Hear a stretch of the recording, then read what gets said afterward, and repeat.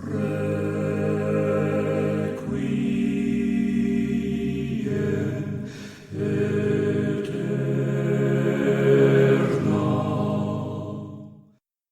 there, this is Brent. And this is Amanda. We are the Unreliable Narrators. Here to talk about the strangeness, the mystery, and the wonder of Gene Wolfe's prose. What is time? What is memory? What is a person? Is this reality? Where are we? Do we exist? Have you ever considered that all your choices would have brought you right here to this very moment? Episode number 9, From the Cradle. Published in Shelf Life in 2002, and again in Starwater Strains in 2005. From the Cradle is a short story about a young man working in a bookstore.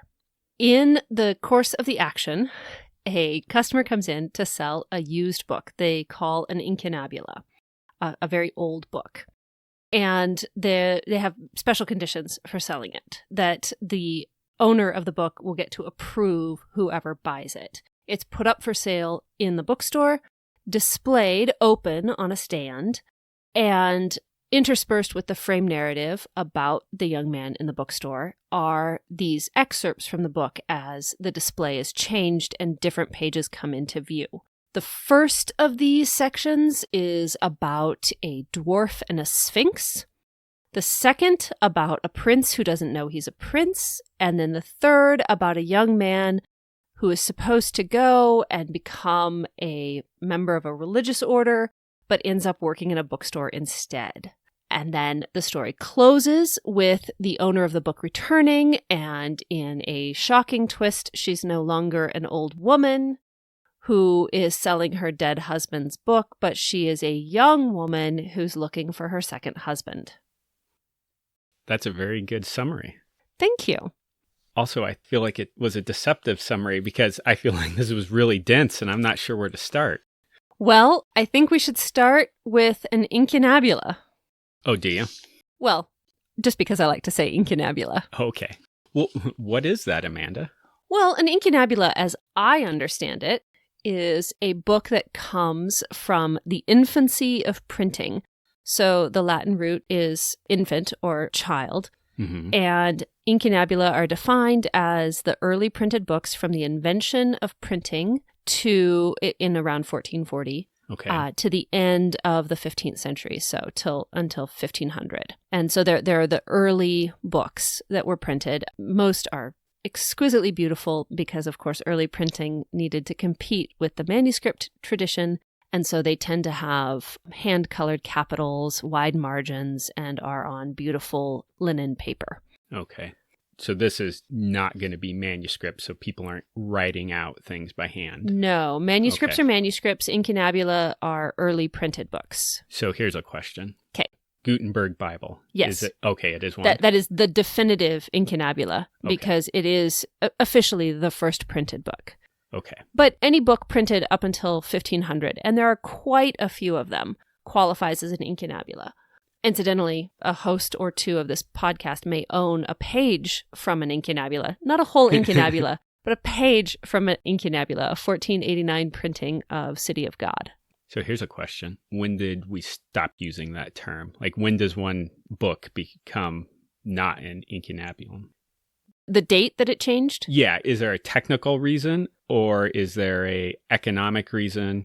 My understanding is that the term originated in collecting circles as a way to designate the earliest printed books as a collectible item. So this is something that later people applied to the time. Oh, yes. Okay. Incunabula was not a term used contemporaneous with the incunabula period. Yeah. It didn't really enter circulation. I haven't done, a word search on this or defined it. But my understanding from my foray into the book collecting world is that it didn't come into common use until we're looking at the development of archives and the museum type work of the 19th and 20th centuries. Okay, that makes sense.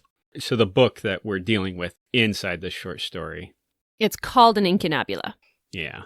And defined within the short story as a book that comes from the second millennium which is a broader range of time than I just gave, the 60 years from 1440 to 1500 versus any time within the second millennium.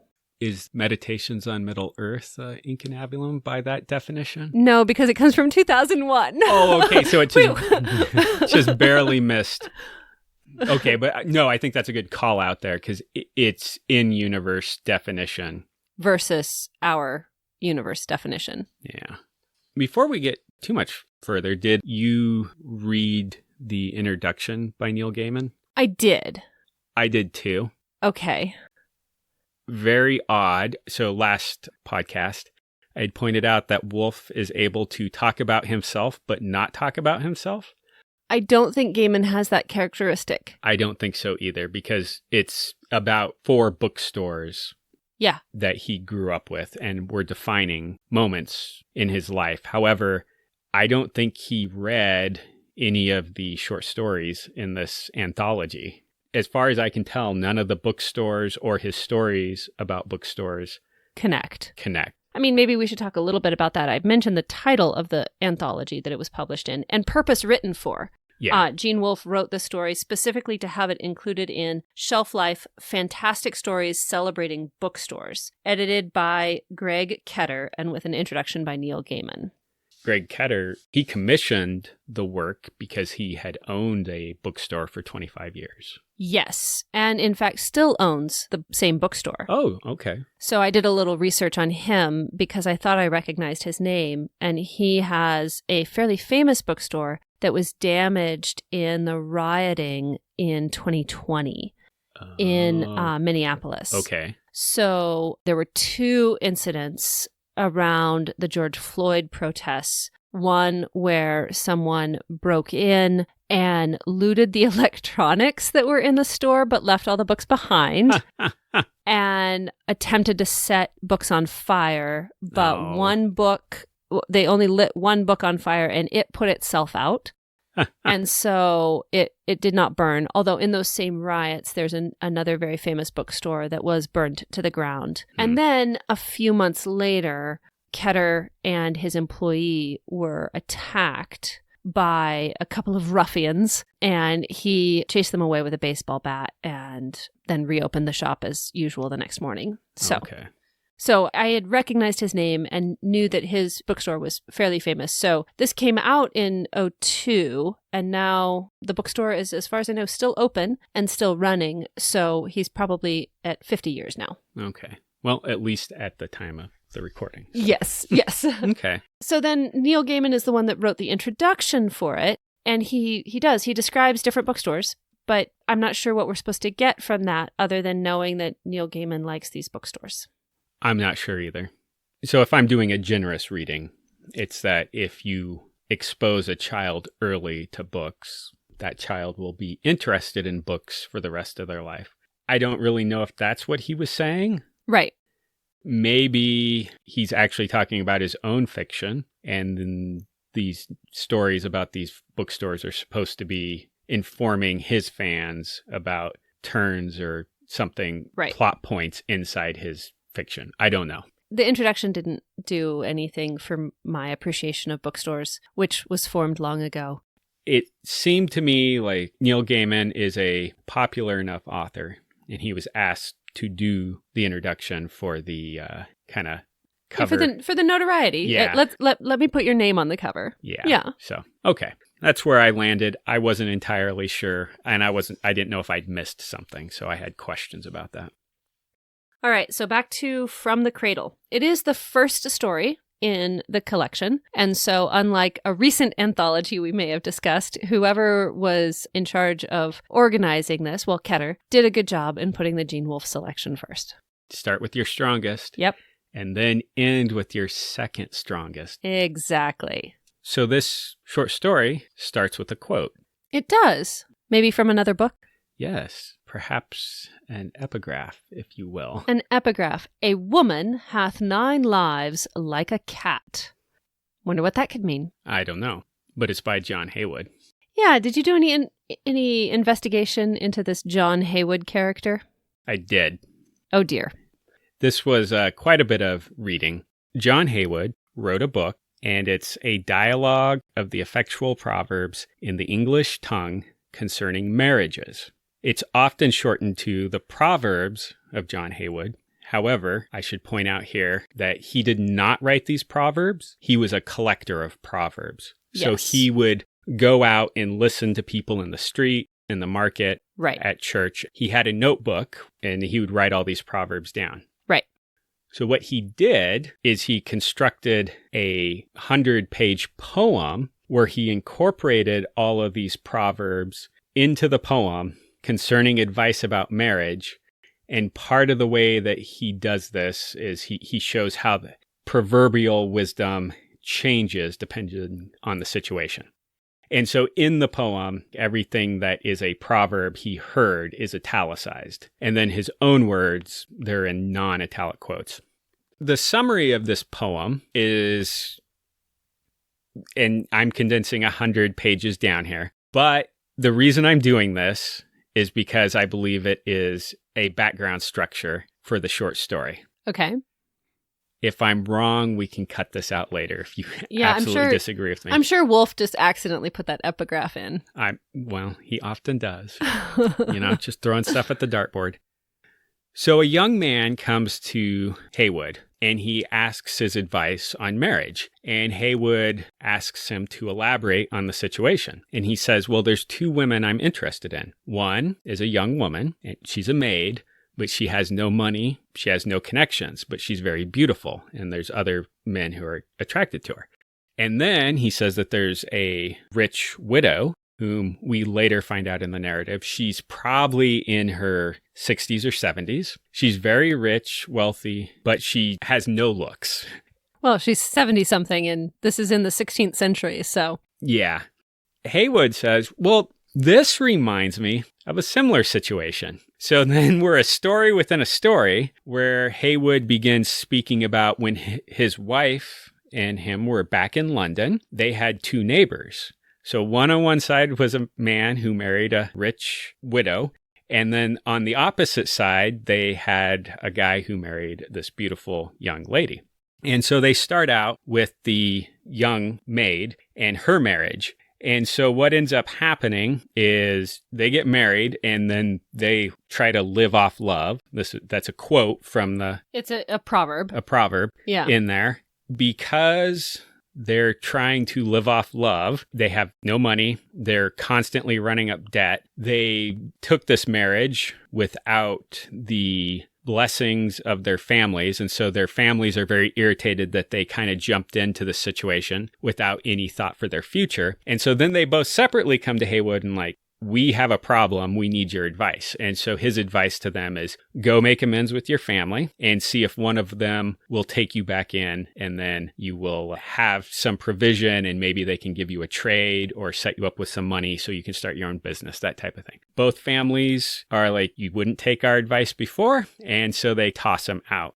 And so it ends with, thus, though love decree departeth death to he, yet poverty parteth fellowship, we see, and doth those two true lovers so dissever, that meet shall they sealed win, or haply never.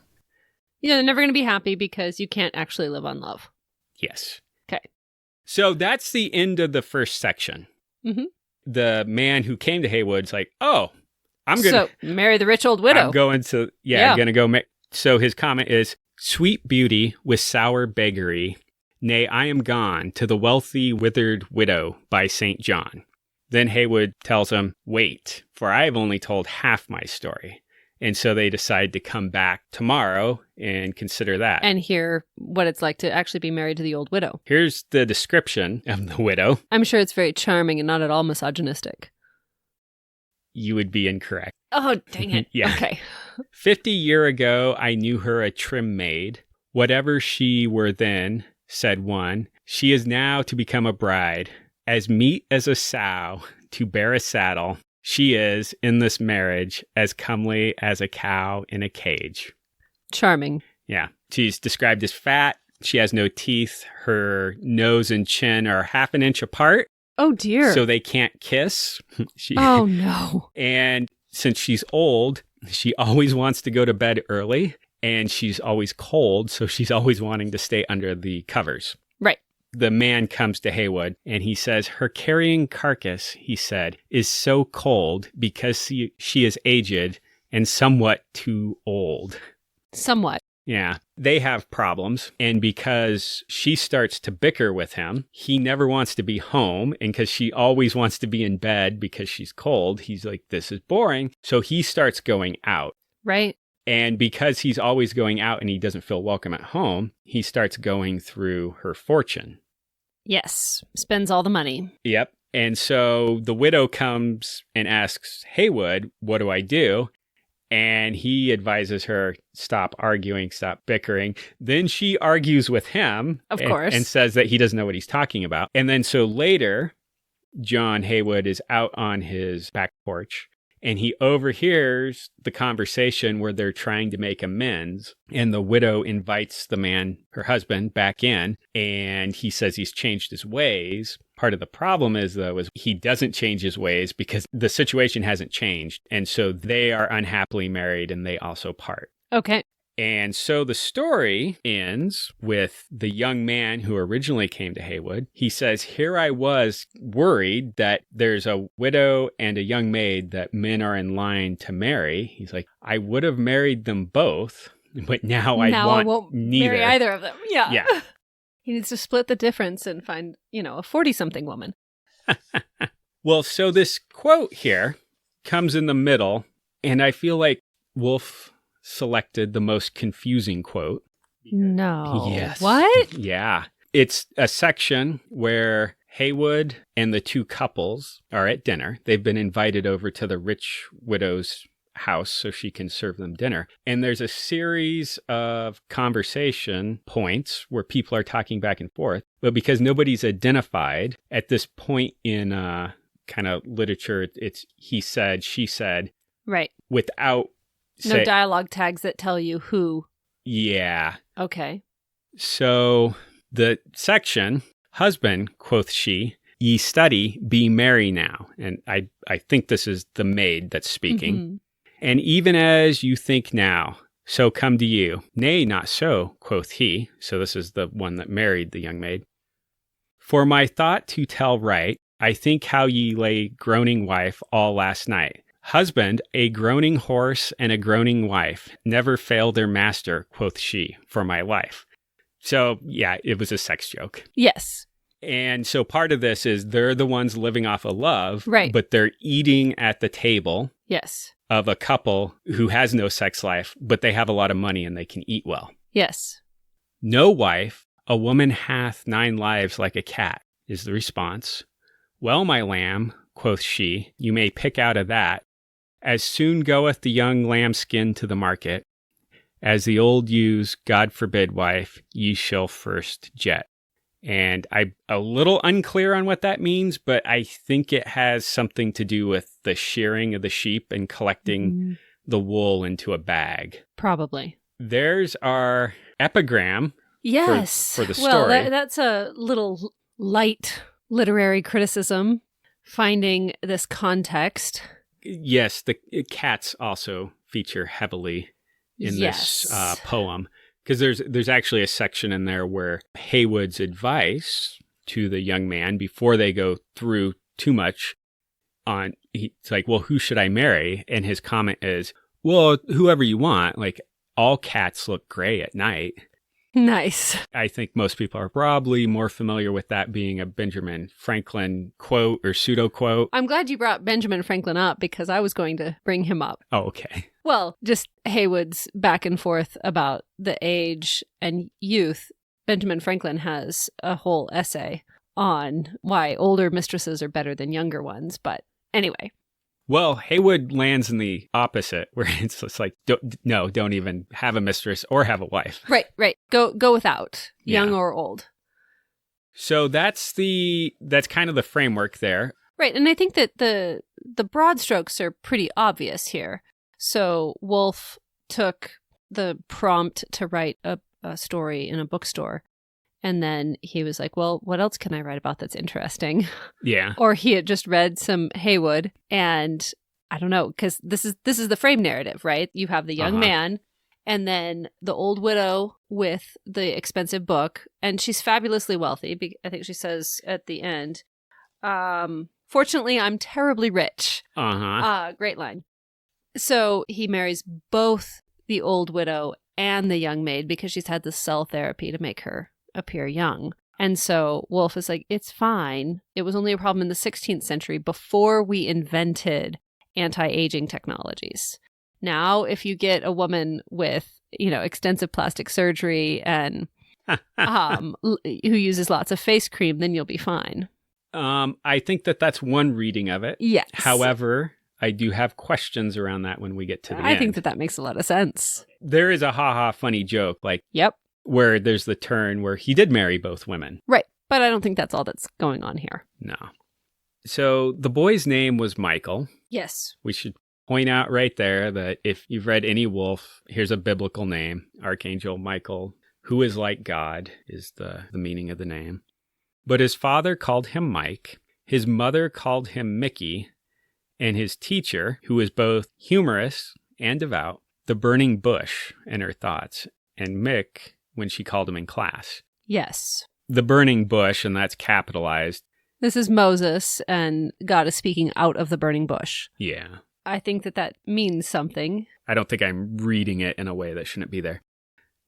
The principal, that red-headed boy, so now we know, okay, so his hair is very red.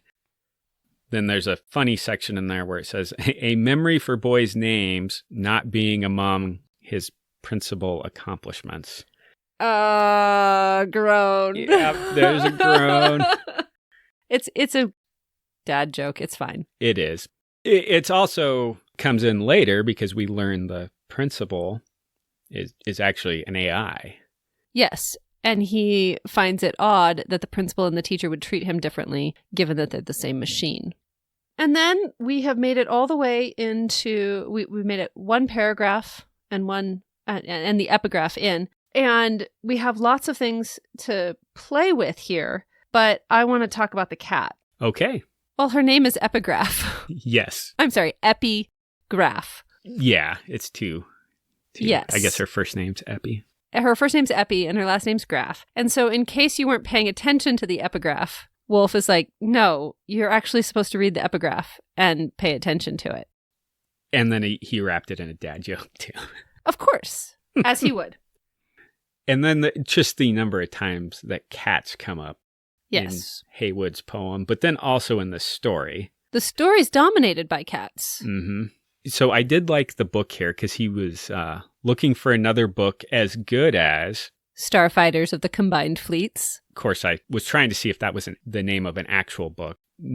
I can't find anything on it. But you've already called this out where the definition of the early printed books in universe is different.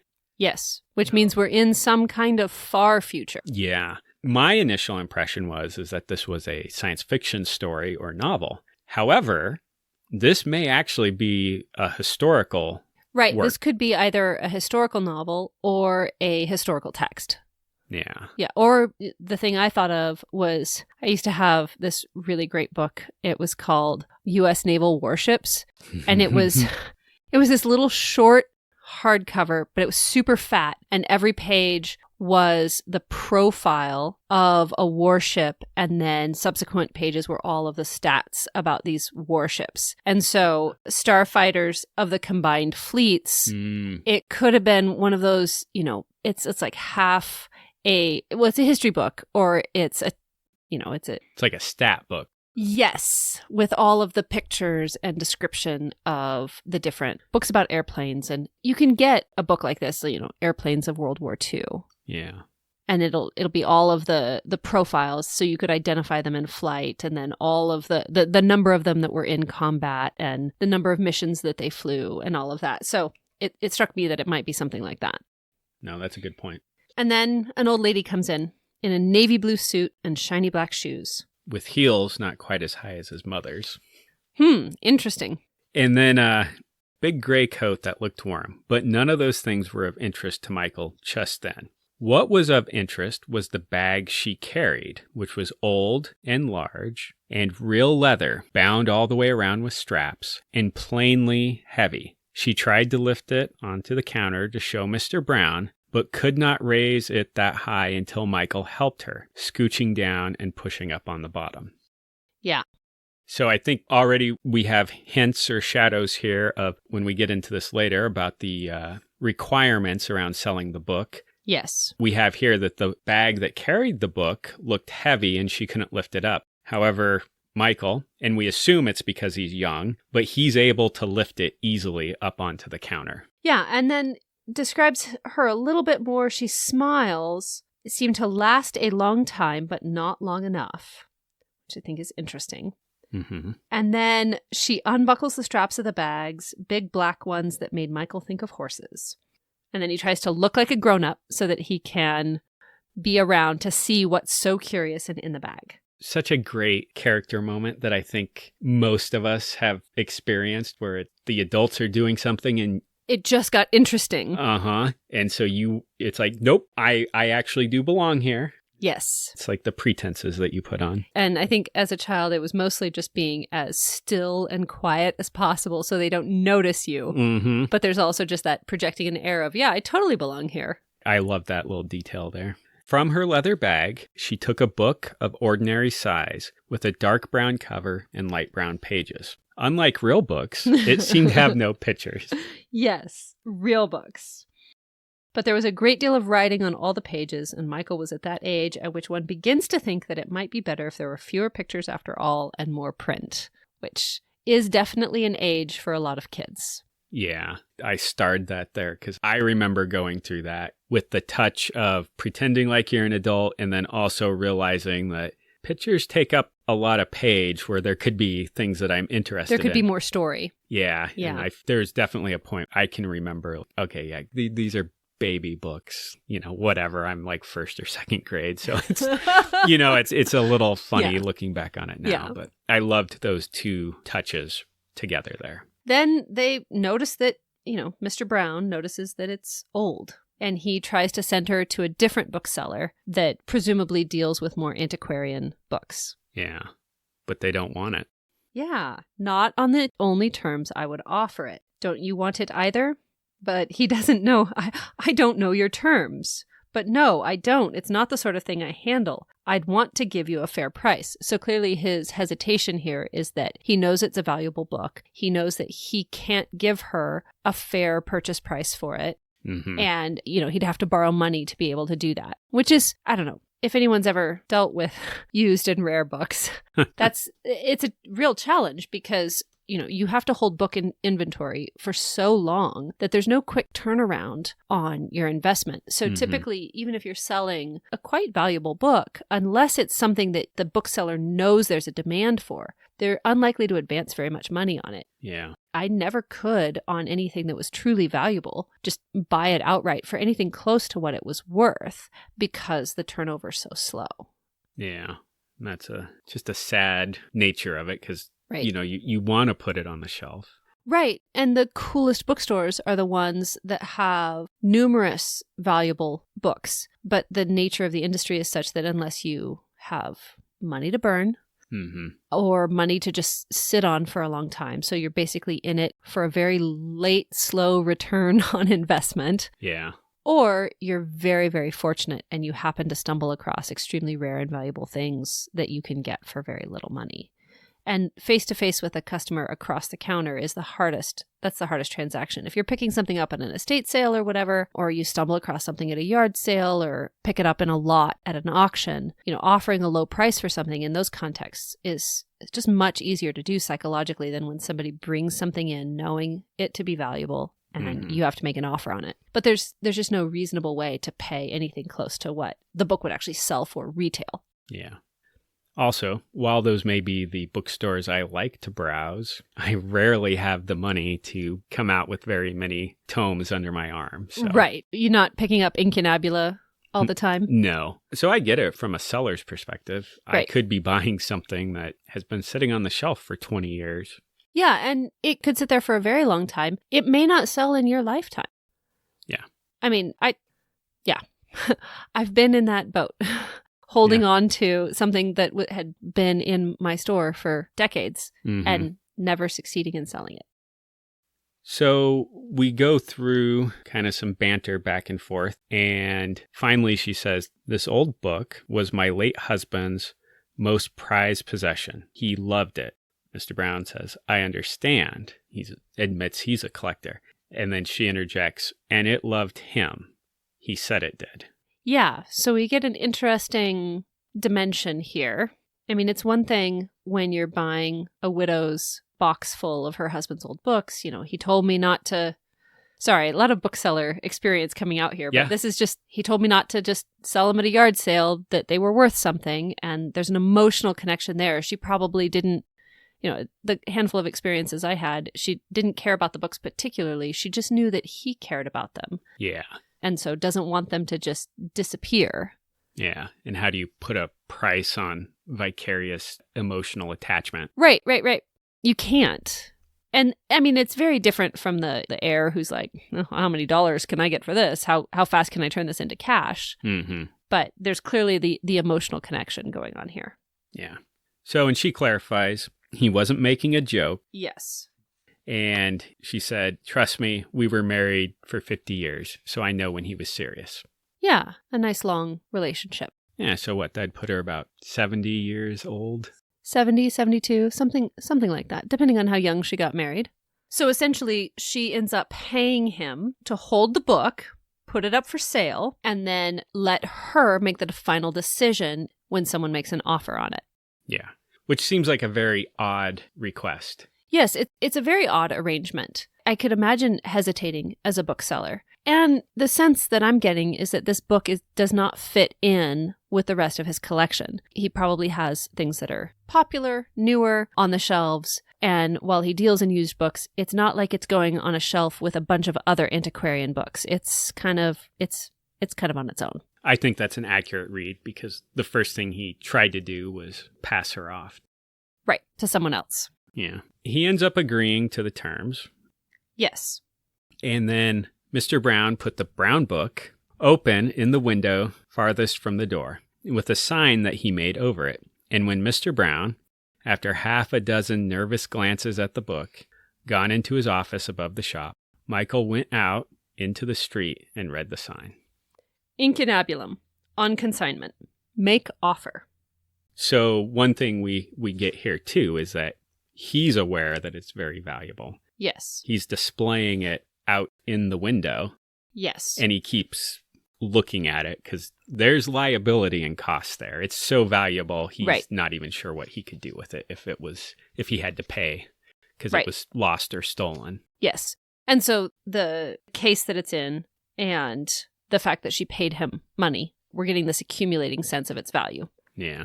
Yeah, and it's standing open on a small stand that looked very much like real wood, and it's open to a story.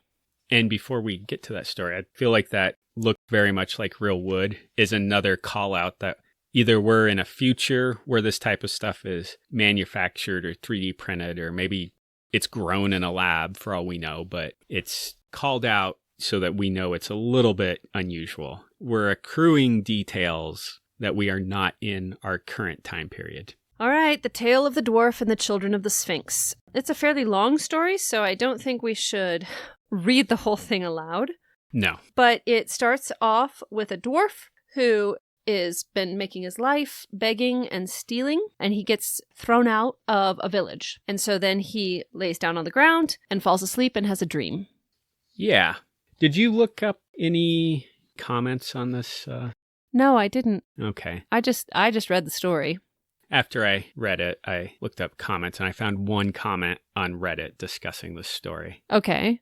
They were complaining about Oh, they didn't like the story? They didn't like I'm using air quotes here, but the sex scene in the story. Oh, yeah. So he's dreaming that he's tall instead of a dwarf. Mm-hmm. And a great spinning wind comes toward him. And in it is some creature that is a beautiful young woman with long hair who's naked. And she says, "You must force me. We yield only when forced." And so then in a couple of lines, he kissed her and he bestows his love upon her 3 times. Yep. And then he wakes up, finds out, oh, nope, he's still a dwarf. And it's not a young woman, it's a great beast beside him. And with the cat theme. Yes. A paw upon his chest was soft as thistledown, big as a saddle, and strong as iron. Yeah, and it's a woman's face. Mm-hmm. But yes, a beast with paws. And then she says, I have had my way with you 3 times. So flipping or reversing what was narrated in the dream. Yeah, because she says, you must force me. Yeah. But at the end of the day, there's no way he could. She's a powerful... You're saying that the comment on Reddit complained about this scene. Yeah. Okay. And was it that it was effectively rape? Was that their... Rape or another awkward Gene Wolfe sex scene was the... Oh. Yeah. Well, it's so minimally detailed. And it doesn't seem... It seems... Everything here seems consensual. Yeah. And despite what's also in a dream. Yes, in a dream and not what's being said. So yeah. So that's what was, I don't know. It just sometimes people, we're definitely in myth. Yes, there's a beautiful woman that's also a beast appears in a whirlwind. This is definitely mythical. But even within the mythical context, this is not Zeus transforming himself in order to assault a young woman. Yeah. This is not a swan or a beam of light. Yeah, this is pretty mild myth, and she is happy, and he is the only thing that he regrets is that he woke up and he still has his limitations. But she's quite complimentary about his proportions and performance. So yeah, and she does ask a gift. Yeah, and if it be in my power, you shall have it. Then make me great and powerful. The poor dwarf stammered, and small and stunted no more. And so she grants it, but it's only for 1 night. Mm-hmm. And he has to nurse to get it, so that's a little weird. But it is, but it's also mythical. Yeah. Small aside here. So I think this would have been in college. I came across one of John Wesley's published books, and there's a section in there about curing tuberculosis. Okay. Well... I'm sorry, I'm very puzzled here. So this, looking back on it, most of this medical advice is not very sound or good medical advice for our modern age. But one of the things that he had suggested was, it says, suck a healthy woman, for it worked for my father. Oh, wow. Okay. Yeah, and so... John Wesley, the Methodist minister, John Wesley. Yes, that one. Interesting. Yeah, and so that... Even further, little tiny note here. So it's with the long S. So the S's at the beginning of words used to be printed so it looked more like a F, but because it wasn't a full F with the crossbar, it only had a half one. Oh no. Yeah, so it caused so in the discussions in the class, it had caused a lot of people were like, what does he mean? Why is he saying this? There's the image of John Wesley decontextualized outside of space and time and put into our modern age and all that entails. So I did research on it, and what it amounted to is the advice that he was given. 1 was fairly common of doctors of that time period, and 2, modern medicine to an extent has there is some defensibility. Yeah. Nursing has healthy, it helps with the immune system for well, I think infants. That's pretty well known that yes. infants gain health from their mother. Yeah. Yeah. And so while this story is a little odd, it is. If we were time shifting this and putting it back in a mythic or a different age, I don't think that what happens is that odd. Oh, it doesn't seem odd in the mythical sense to me. It's one of those things that it's just funny in a way because we do live in a very different culture now. We do. Maybe I'm being overly defensive here because I feel like people read Wolfe decontextualized, and Wolfe is much more in conversation with ancient Greco-Roman writers in the Middle Ages and the Judaic Christian tradition than he is, even though he's working in tropes of modern literary fiction. Well, and the idea that modern medicine has made perfectly clear that if there's an illness going around, a breastfeeding mother her body is sending antibodies through the breast milk to the baby. And there's lots of theories about how a woman's body can adjust vitamin and protein levels based on baby's saliva. And so that basically what Wolfe and I and I'm saying, women are witches, but it's okay. It's a good thing. You don't need to call Monty Python to drown us or burn us. So the nursing Yep. has an effect.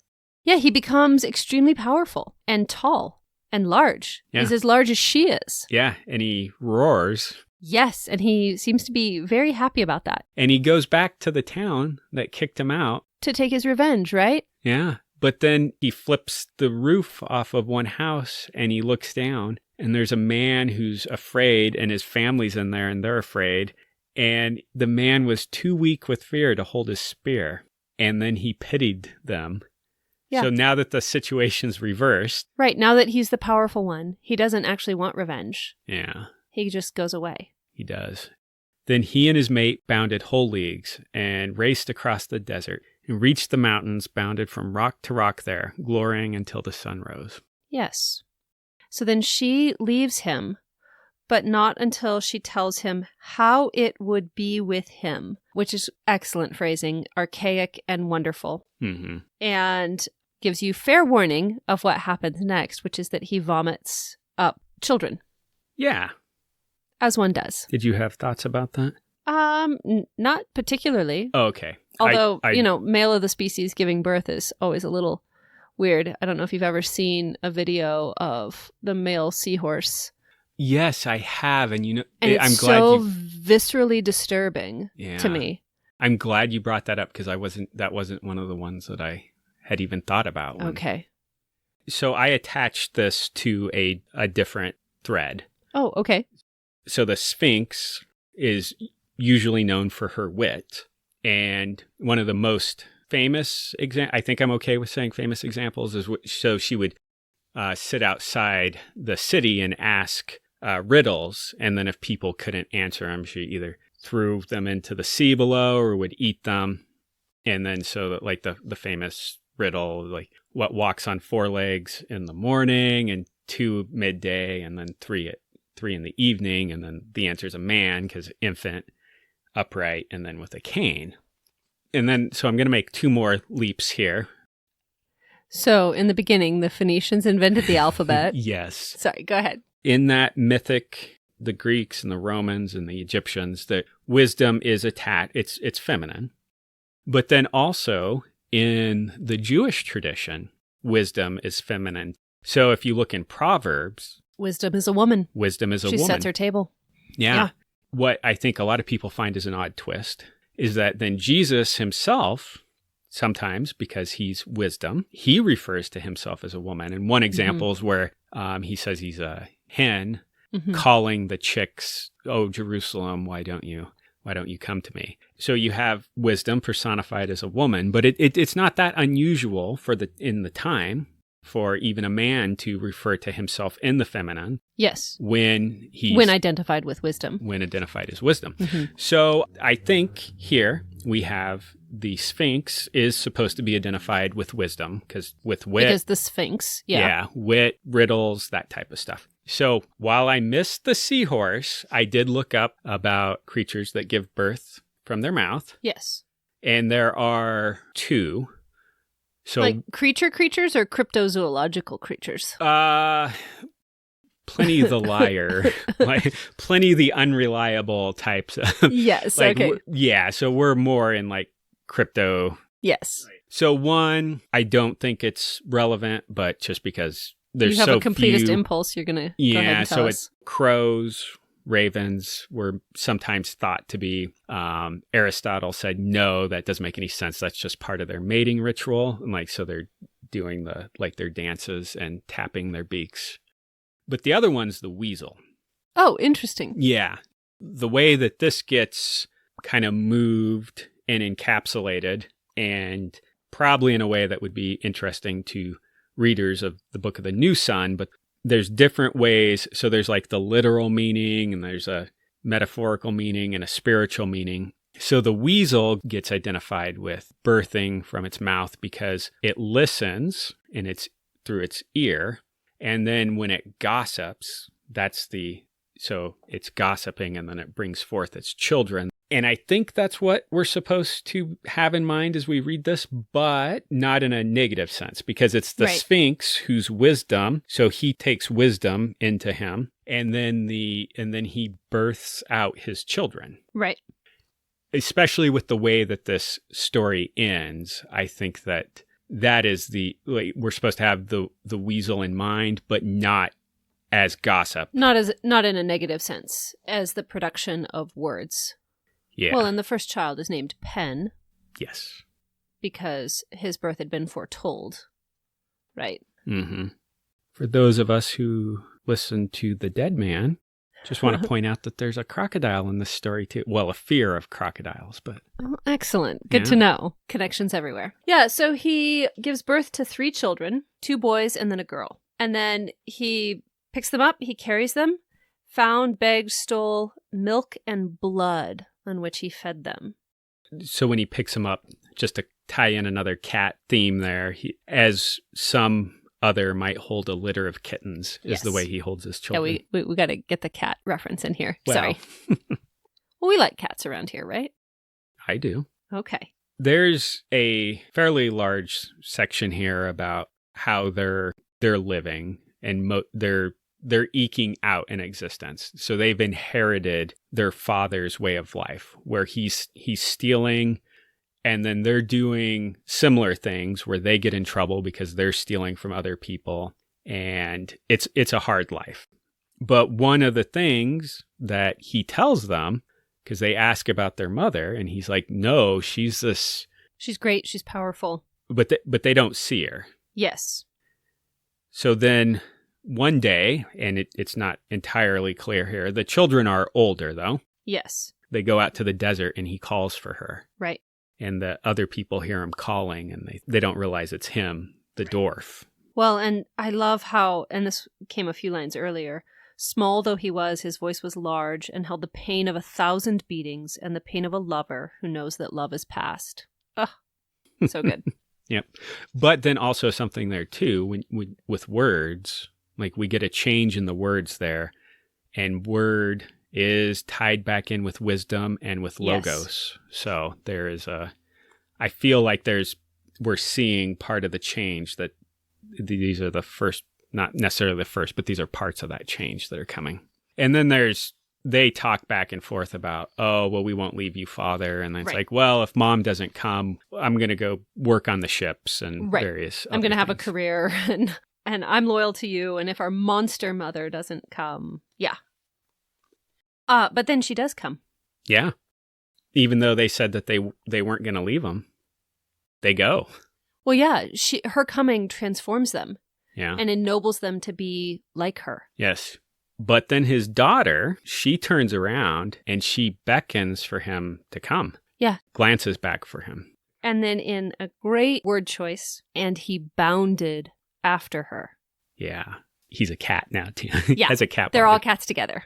So not only did her coming change her children, but she's the bridge. Yes. Where, in one sense, he asked to no longer be small and weak. And she's like, well, I think I can do this, but only for a night.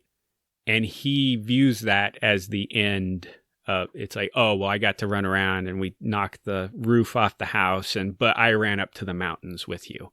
Mm-hmm. And so he viewed, like, that's okay. Well, I had my fulfillment of that. Yes. However, she put things into motion that, one, took her children with him and raised them up. But then through their children together, her and her children were able to raise him up. And so he has the fulfillment of his wish now. Yes. And seemingly permanent, although that's where the story ends for us. Yeah. That's the end of the page. And then Michael has to go home. And he thinks about it. And for it had made clear to him certain things about which he had wondered, but raised questions too. I'm very curious what things it made clear to him. So am I, because that's not called out anywhere. No. As John Heywood said, "And so late met that I fear we part not yet," quoth the baker to the pillory. That sounds kind of familiar, doesn't it?